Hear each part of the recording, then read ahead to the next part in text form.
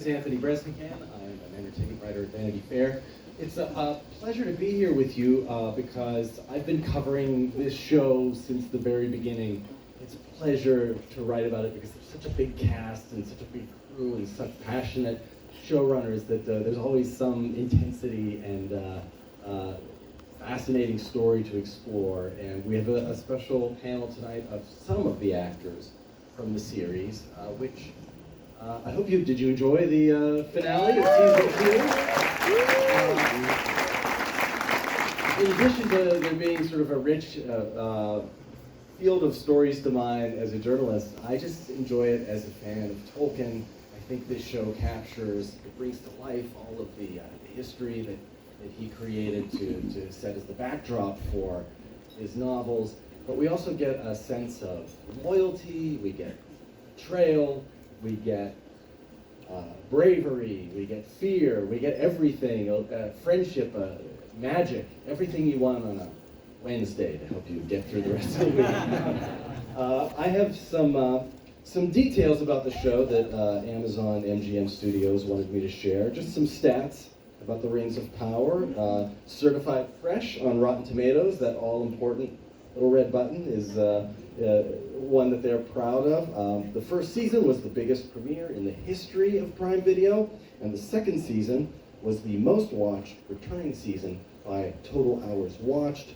Season 2 debuted as the #1 original series on Nielsen's streaming top 10 chart, and it remained in the top 4 throughout its entire run. It continues to drive new membership for Prime, and the show has been watched by over 150 million viewers globally. So that's not too bad, not too shabby. Season 3 is in the works, and now please let's welcome just 3 of the cast members from this ensemble who helped bring Middle-earth to life, starting with Daniel Weyman, who plays the Stranger, aka Gandalf.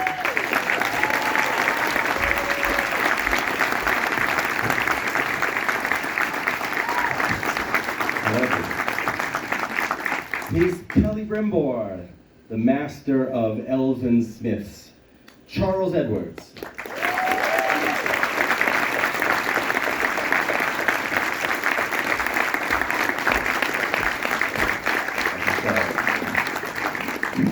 And he goes by many names on this show: Anatar, Halbrand, and perhaps most importantly, Sauron, Charlie Vickers.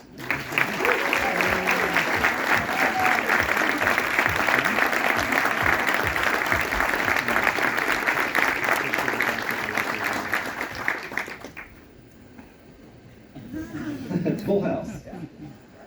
You all have lived with this show for a long time. You've lived with these characters for a long time. As season 2 wrapped up, maybe we could just start one by one, telling me what emotions did you feel as an actor who connected with your character about where they left off at the end of this season? Let's start with you, John. It was sad. I've been really lucky in this show that I've had 2 seasons where I've just had basically a whole season of duologues with one scene partner. So the first season it was Mordovith Clark, who plays Galadriel, and the second season it was Charles Edwards. And I was really sad to kill you.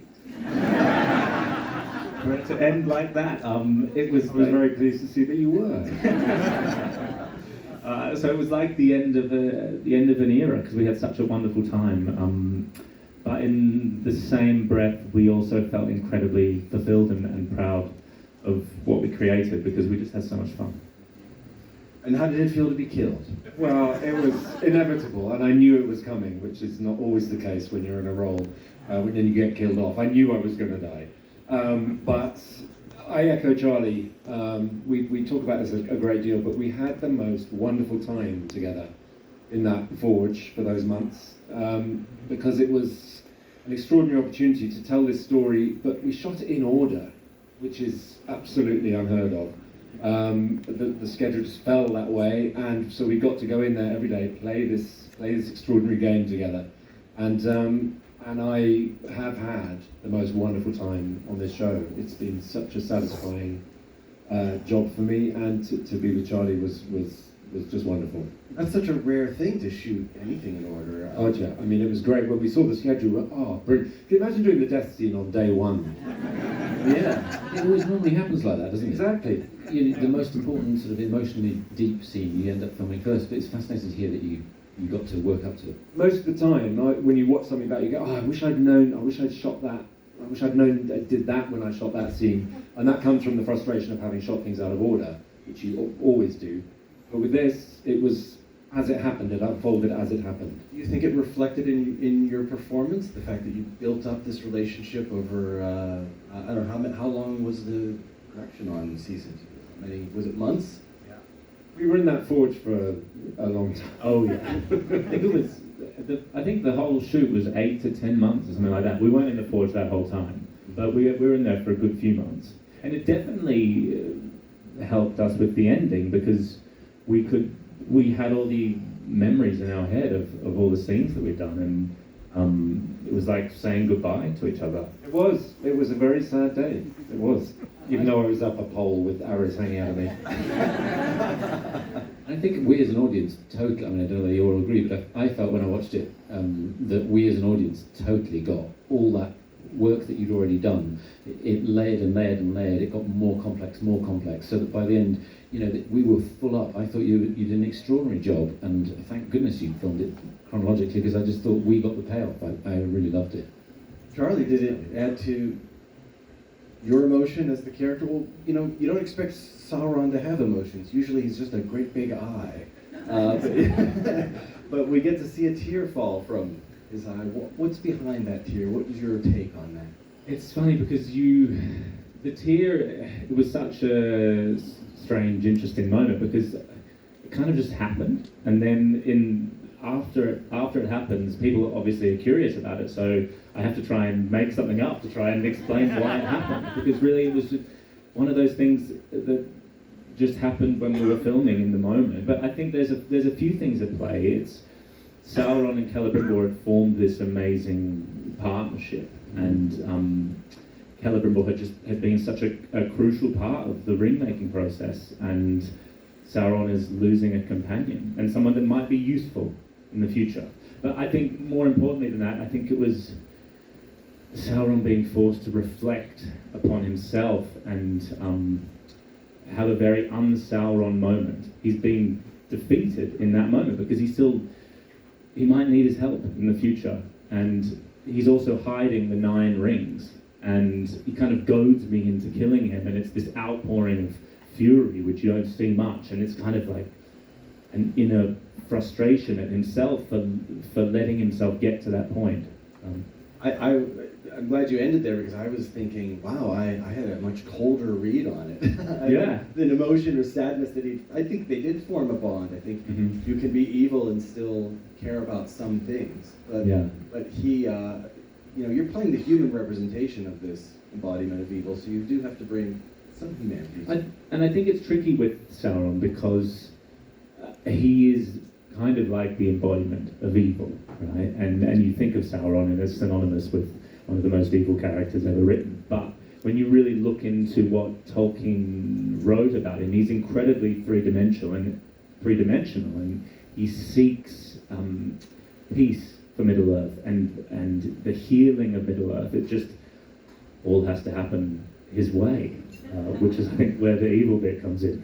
And the tear I interpreted as just maybe a sort of recognizing game, that here he was grieving maybe not the loss of a life, but the loss of the expertise that Celebrimbor had. Yeah. Mastery. Such a waste to lose that. Bad timing, particularly as you've got to make one more ring. Exactly. You would have been useful with that ring. What do you think Celebrimbor would make of that tear? Thanks a lot for nothing. I think he would appreciate it in a twisted way. The whole thing ended up so twisted between them. I think he would mock it from the vantage point that he holds at the end. He would mock it. Earlier, he would love it. We had an interesting idea today that maybe he did it for Celebrimbor as like a final gift. Was it you who said that, Dan? Yeah, we were just chatting about it, weren't we? Yeah. And then we realised that you were already dead by the time. No, I was dead by then. Too late. Yeah, you have a very different closing scene at the end of this season. It's a very warm scene. It's a moment of self-awakening, literal self-realization, and a song with your woodland companion. So what was it like shooting that sequence, and what were you hoping to leave the audience with as they're on hold for the next indefinite period until we return to this character? Yes, I think I was aware that the showrunners were saying that we had another scene to film in Tom Bombadil's house before it was broken away, and that we had to jump a few episodes forward in time. And they didn't want to do this, but they were going to have to tell me what it was, and I would be saying that I realised my name was going to become Gandalf. And so that was a major moment for me as an actor, because up until that point it hadn't been I hadn't seen that script. Certainly episode 8 hadn't been given to us by that stage. So actually filming that, I think they only gave me about a day to get my head around that before we filmed it. And I spoke with the dialect coach about we'd done a lot of work on the stranger's voice and how important words were and where they came from.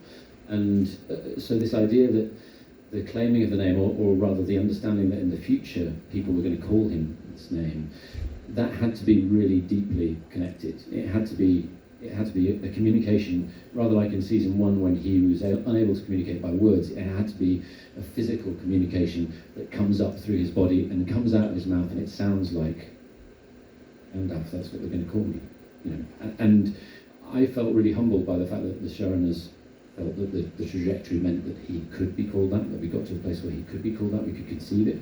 And I also felt that it was a weight off his shoulders, this idea that he feels something about the future of the name Gandalf and what that represents, in all of eternity. He feels some relief that he's on the right track, some acceptance. And we've seen him so far being really quite controlling. It's interesting hearing Sauron be a controlling character. I think part of the Stranger's problem has been he's been too controlling. He's wanted to grab hold of stuff and wrestle it into some kind of shape for himself. And what Tom Bombadil's teaching him is that he's got to sort of let go a little bit and go with the flow more. And rather than trying to control the sacred flame, he's got to try to sort of get in the sort of the flow of it. So that's where all that came from. And I think looking forward, it gives him a huge amount of confidence that there's a new way to get to where he needs to get to good. It's not being over-controlling. It's a different path to that which he knows Sauron and the darkness is on. And I think that's sort of blowing his mind, and hopefully as he goes forward, he can encompass that and take it forward. You said you discovered that this would be the revelation of his name when you got the script for this episode. But did the showrunners, J.D. Payne and Patrick McKay, clue you in early on in the process? It's on one hand, it's important for the stranger to not know who he is, or for the actor playing the stranger to not know, because the stranger himself doesn't know. I presume they wouldn't want you to have that inside. Yeah, and I really, even in the first few days of filming in New Zealand at the very beginning of season 1, I so enjoyed being a totally blank canvas. Like, he's almost childlike. We know he's lived forever, sort of thing, but he's almost childlike, and it was just a way of, it was just me being sat in front of, different, first of all meeting Markella's character, Nori, and just seeing this amazing being. Clearly that isn't the same as that big thing that we know as a tree, and it clearly isn't the same as this grey thing over here as a rock, and it's making this noise, and he doesn't know anything. And so it was joyous to just allow myself to absorb that. They gave me a great character note when I was prepping. They talked about the original Frankenstein movie, and I went back and looked at the movie, and there's a great moment where the monster escapes and finds himself on a farm, and one of the things he does is smell a flower for the first time, and it just keyed me into that idea of what happens when we haven't had experiences and we can do it for the first time. Now, I live in a city which has a monumental church that is incredible, but I've always lived there and never seen it for the first time in my sort of conscious memory. What would it be like to see that massive thing in the middle of a city for the first time? And I think that's where I went to for The Stranger. And yeah, I didn't worry about where he was going. They were presenting, I was going to learn everything. In a way, the audience knew my character best of all, because they saw him learn literally everything. Celebrimbor has been alive for thousands of years. Sauron is ever present, but The Stranger, his iteration only began when the audience came on the journey with him, which I thought was great. Did JD and Patrick ever discuss with you the nature of his sort of amnesia. Is he a newborn in a fully grown man's body, or did they see him as someone who had a rich past in some other plane of existence, and it was just obscured to him? I think the second with a little bit of the first. They sort of again, there were lots of filmic references we talked about, and I think the place we ended up was there's no getting away from the fact that he is a form of God, a demigod, and that with that there comes a certain awareness of certain things, but there is a sense of amnesia in that early part. He doesn't understand that his emotional internal struggle is causing these trees to fly all over the place. He doesn't understand that the tree breaks. He doesn't understand his danger to people he loves. He doesn't understand yet all sorts of things about loyalty and love and friendship. And so I think for me, the moment when he grips the staff in the end of season 1, the mystic staff, and it all goes well, I think that was a big moment for him, because he feels that there's that flow of energy was goodness. He'd had Michael Asnori had come and said to him, "I believe in you. I've got to go and save my family. I can't hold your hand, but I'm telling you, I believe in you." And it settles somewhere in him, and he takes that spine-tingling feeling, the hairs on the back of my neck pricking up now, he takes it, and as he holds it, the staff begins to vibrate in a particular way, and suddenly these creatures turn into moths and fly away, and there's this great white light, and it's a lesson for him, that good is in him. So I've actually forgotten what the original question was, because I'm just rabbiting on. Somebody must shut me up. Sorry. It was about whether he had an actual past that was just hidden from his view. Yes, and so at that moment, I think that moment is the moment that he begins to learn to speak. He finds a way of speaking again, because something is aligned in him. The networks inside his body have connected, and suddenly he can speak, and language comes back, and he knows what a wizard is. He doesn't know who he is. He doesn't know everything. And I think over season 2, we felt that there's a sense of things coming back, experiences coming back. And he meets Tom Bombadil. All these different parts of the universe suddenly forming. Takes a few seconds to get there. Takes a few weeks to get there. But he knows he's in the presence of a different kind of spirit to the Harfoots, and I think that's an awakening as well. So I think when we leave him, I think he's much more rounded as a wizard, as an all-time being. Yeah. You're certainly playing with a little bit, hinting at some possible malevolence. I think the dramatic tension that comes from withholding the name creates in the audience a sense of, well, who is this? Could he be Sauron? At least at the beginning. We wondered that. Could he be some other figure? Could he be Gandalf? We could all be, all of us sitting in the room here could go and do something terrible tonight. We are, and I find this in my own life that Let's do it. I find this. The terrifying thing about being a human being is that we're all capable of.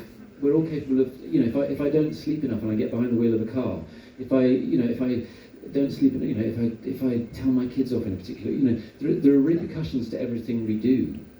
None of us is immune from the possibility of awfulness, and I think that's one of the things we learn from Gandalf. We see it in the books. He's very aware of that. "Don't give me the ring," he says to Bilbo. He's scared of what it'll do to him.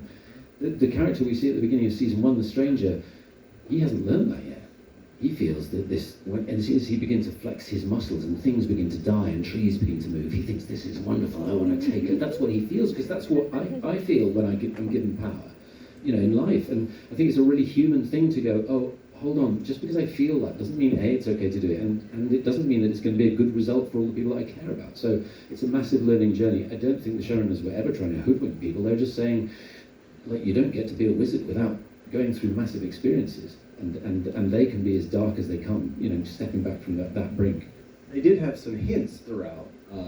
His connection to nature. He says a few lines that are familiar to readers of the books and those who've seen the films, those who know Gandalf. You must have had your suspicions, just like the fans who were engaged in the guessing. Genuinely, I was so enjoying playing the stranger, and I felt so keyed into him. And I didn't have many lines in season 1, obviously. I was just enjoying the journey. They said when that Gandalf line came up, they said to me, look, you get told a joke tomorrow, you tell it to 18 18 people. Before you know it, it's around the world. It's gone viral. Who knows where that joke began? It's the same with these lines. These are really meaningful lines. Who knows where that was heard? Who knows who iterated it first? Who coined it first? It's not necessarily Gandalf who coins it first. So I was happy to go with that, and at that point I was enjoying the process. I thought there was also meaning in, as you described, the name wells up from within him. No one tells him, you're Gandalf, that this is who you are. And I think, in a sense, no one tells us, you're good, you're bad. They might, but that doesn't really mean anything. We decide for ourselves. Is that right? The significance of the revelation coming from within? Absolutely. Not only do we decide, but we decide today, and then we have to decide tomorrow, and then we have to decide the next day. And it's, just because you decide it once doesn't mean it's going to be there forever. And I think with his name, it's the same sort of thing. I think when he sees, what I loved so much about it was just sort of seeing in Tom Bombadil's eyes all of eternity going that way and all of eternity going that way. He can hear people calling him Gandalf, and it's like a little G up to say, you're on the right lines, keep going, you can do this, you can keep the responsibility of being good and letting that good try and flow and seeing the best in people and bringing people together and understanding community and loyalty, friendship, love, all these things. Charles and Charlie, did you find yourselves at all ever experimenting with that hint at displaying malevolence or displaying decency, goodness? We know you're Sauron by the end of season 1, so we know that. We have that knowledge. Celebrimbor is seduced by your charms in season 2. But did you ever find yourself experimenting with maybe he's not so bad? The audience would have this sense of maybe there is some decency in him, or goodness, or maybe he's not all wrong. Or did you play it always as a kind of manipulation? No, I thought the power in the manipulation came from playing it genuinely. Because Tolkien wrote very specifically about Sauron that he had good intentions in Middle-earth. I think the difference in the second season, the manipulation and the sense that I'm manipulating him comes from the audience seeing the show from my perspective in the second season. So in the first season, when Sauron is having Sauron thoughts, the camera maybe was with Galadriel, whereas in the second season you were kind of in on Sauron's journey as he moves the chess pieces, and you are the biggest chess piece in the season, but it's not like a king and a pawn. It's a very equal relationship, and I think I need Celebrimbor as much as you need me. They're very much partners, and I think that's what makes it quite a fun. It made it a really fun thing to play. Yeah, we were very conscious that it didn't look like that it was difficult. It wasn't just the classic, person being manipulated. Celebrimbor does have the ability that he needs, and he's the Lord, and he's in his house. So there's a bit of, Celebrimbor, it takes a while for him to go down, but ultimately he's I'm afraid, hoist by his own petard. He's obviously a noble character, let's say, but there's aspects of his character and his intelligence, you might say arrogance, that allows him to be led astray. Tell me about that balance. I don't think you wanted, my impression at least, was that you didn't want the audience to feel that Celebrimbor was a fully trustworthy figure, that we should have some doubts about him. So how did you balance that without going too far one direction or the other? You're quite right. And my brief appearances in season 1, because I had the benefit of knowing where this character ended, how he ended and why he ended, I tried just to pepper it here and there with moments of arrogance or brusqueness or impatience or all those little things. And particularly with regard to the family history. His grandfather had made the Silmarils, and the one line that I found, Tolkien wrote very little about Celebrimbor, but I thought I'd found everything, but then I found one line in, I think it was Unfinished Tales, which said, in secret, he secretly desired to rival the skill of his grandfather. And to me, that was the character.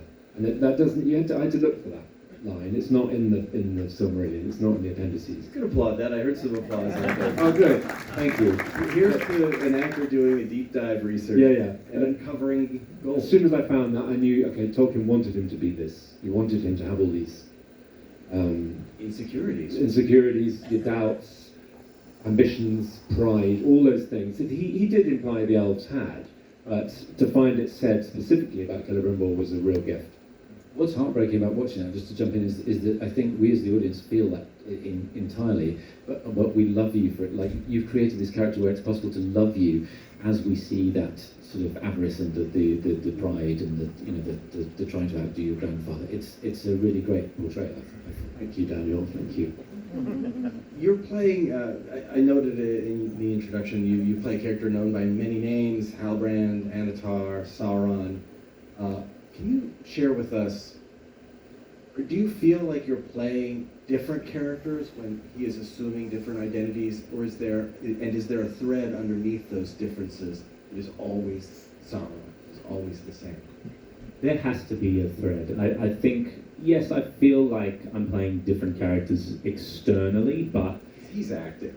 Yeah, exactly. And that's, any external manifestation has to come from the same source. And for me, Sauron wants to build Middle-earth in sort of this vision that he has for it, which is a place of order. And Tolkien wrote that he really disliked wasteful friction.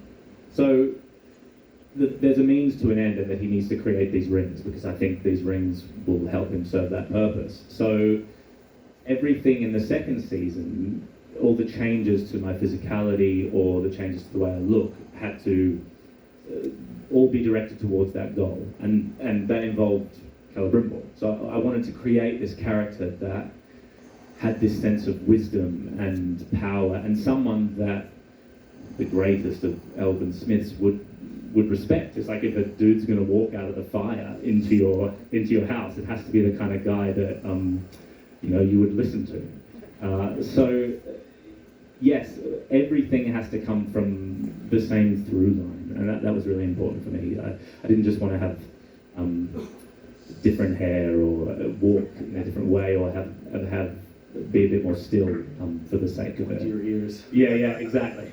Well, you tell me if my read on it is wrong or not quite what you were going for. But my impression was, you mentioned how you have basically like two primary scene partners. But in the first season, Halbrand was banking on Galadriel underestimating him. That he was playing himself so much as the vulnerable human. And she's an elf, and they're so much more sophisticated and eternal than humans.